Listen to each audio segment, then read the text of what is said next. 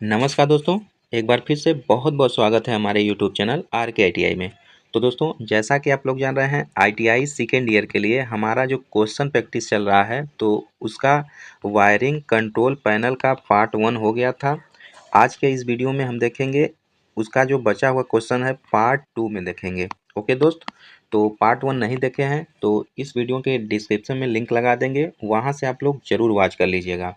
और आज हम डिस्कशन करेंगे 88 नंबर से, और आज कंप्लीट कर देंगे पावर वायरिंग जो सिस्टम है, डायग्राम है, उसका सभी क्वेश्चन। ओके दोस्त, तो वीडियो को ज़्यादा ज़्यादा आप लोग शेयर कर दीजिए, और चैनल पे नए हैं तो सब्सक्राइब जरूर कर लीजिएगा। दोस्तों, आप लोग ज़्यादा ज़्यादा निन्मी का मॉक टेस्ट लगाइए। ओके, जितना मॉक टेस्ट लगाएंगे आपके लिए बेहतर होगा, अच्छा रिजल्ट देखने को मिल सकता है।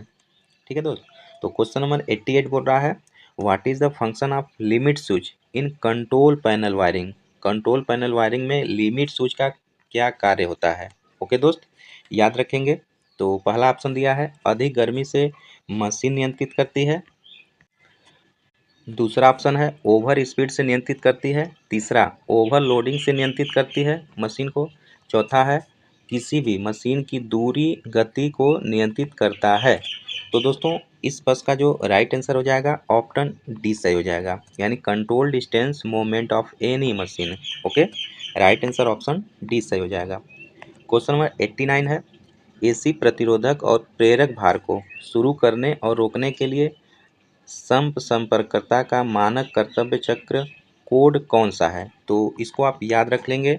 जो कोड होता है दोस्त, यह होता है AC4 होता है। ओके, तो राइट आंसर ऑप्शन डी सही हो जाएगा।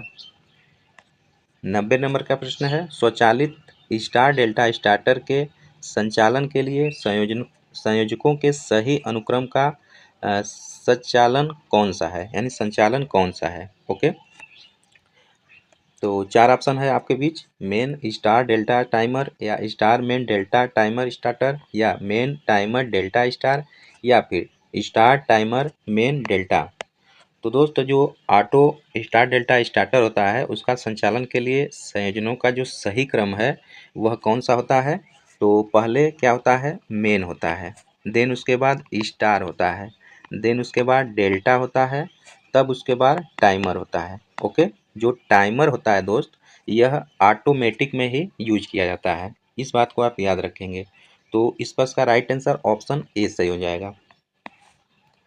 क्वेश्चन नंबर 91 है, नियंत्रण ट्रांसफार्मर के साथ नियंत्रण पट क्यों प्रदान किया जाता है। तो याद रखें दोस्तों, जो नियंत्रण ट्रांसफार्मर के साथ नियंत्रण पट होता है, उसको हम प्रदान करने का जो मुख्य रीजन होता है, रेटेड मुख्य आपूर्ति वोल्टेज बनाए रखने के लिए प्रयोग किया जाता है। ओके, तो इस पर का राइट आंसर ऑप्शन सी बिल्कुल सही हो जाएगा। क्वेश्चन नंबर 92 है, क्या होता है अगर एक ऑटो स्टार डेल्टा स्टार्टर के शुरू होने के बाद भी टाइम डिले रिले बंद हालत में होता है। तो चार ऑप्शन दिया है दोस्त, शुरू होता है और रुक जाता है। दूसरा, रन नॉर्मली। तीसरा, रन इन स्टार ओनली। चौथा है रन इन डेल्टा ओनली। तो दोस्तों, इस पर का जो राइट आंसर हो जाएगा, ऑप्शन डी हो जाएगा, यानी डेल्टा में ही स्वचालित मतलब चलता है। Okay, run in delta only, right answer option D सही हो जाएगा। क्वेश्चन नंबर 93 है, एक कंट्रोल पैनल वायरिंग में PVC चैनल का उपयोग क्या है। तो ये बहुत इंपॉर्टेंट है, याद रखेंगे। जो PVC चैनल होता है उसका उपयोग होता है बिजली के तारों और सुरक्षा के लिए सस्ता। ओके, तो इस पर का राइट आंसर ऑप्शन सी सही हो जाएगा। 94 नंबर का क्वेश्चन है, नियंत्रण पट में थर्मल ओवरलोड रिले का उद्देश्य क्या है। तो इसको आप याद रख लेंगे।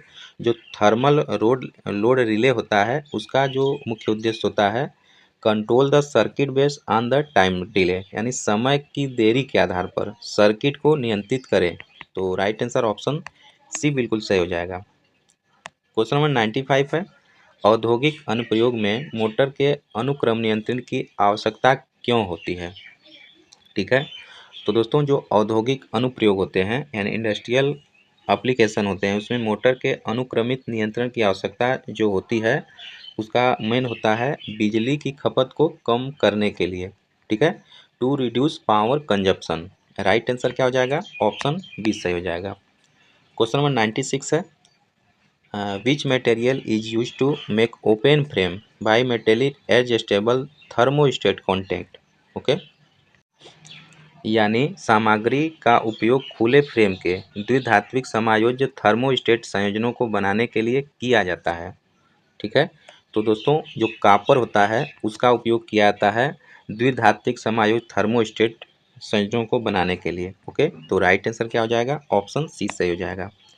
क्वेश्चन नंबर 97 है, कंट्रोल पैनल वायरिंग में डीन रेल का उपयोग क्या है? बहुत इंपॉर्टेंट प्रश्न है, जरूर आप इसे याद रखेंगे। जो डीन रेल होता है इसका कार्य होता है डबल डेक सीरीज संयोजन लगाने में। Okay, mounting the double deck terminal connection. Right answer option D C सही हो जाएगा। क्वेश्चन नंबर 98 है, कौन सी डिवाइस अनुक्रमित नियंत्रण प्रणालियों में संचालित को नियंत्रित करती है? ओके, तो दोस्तों कौन नियंत्रित करती है? जो कंट्रोल ट्रांसफार्मर होता है, नियंत्रक ट्रांसफार्मर होता है, वह अनुक्रमित नियंत्रण प्रणालियों में संचालन को नियंत्रित करती है। तो राइट आंसर ऑप्शन डी सही हो जाएगा। क्वेश्चन नंबर 99 है, कौन सा डीसी लोड संपर्ककर्ताओं के डीसी 4 मानक कर्तव्य चक्र द्वारा दर्शाया जाता है? तो याद रखेंगे दोस्तों, कौन होता है? तो इस प्रश्न का राइट आंसर ऑप्शन डी हो जाएगा, यानी चार्ज और ब्रेकिंग के साथ शुरू करना और रोकना। ओके, ऑप्शन डी सही हो जाएगा। क्वेश्चन नंबर 100 है, कंट्रोल पैनल वायरिंग में उपयोग किए जाने वाले नियंत्रण ट्रांसफार्मर का उद्देश्य क्या है? तो ये भी इम्पोर्टेंट प्रश्न है, याद रख लेंगे।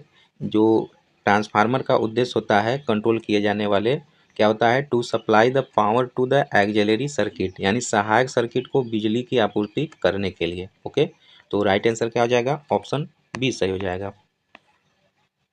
क्वेश्चन नंबर 101 है, किसी संयोजन के संपर्क काम करने के लिए कैसे तैयार किए जाते हैं? तो कैसे तैयार किए जाते हैं दोस्त?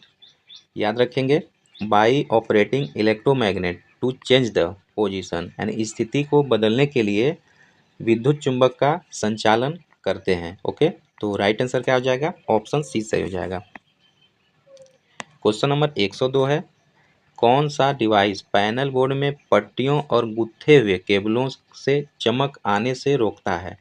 ये भी इम्पोर्टेंट प्रश्न है, याद रख लेंगे। जो दोस्तों लक्स एंड थिम्बल होता है, लक्स और थिम्बल होता है, वह डिवाइस पैनल में पट्टियों और गुत्थे हुए केबलों के चमक आने से रोकता है। ओके, तो राइट आंसर ऑप्शन सी बिल्कुल सही हो जाएगा।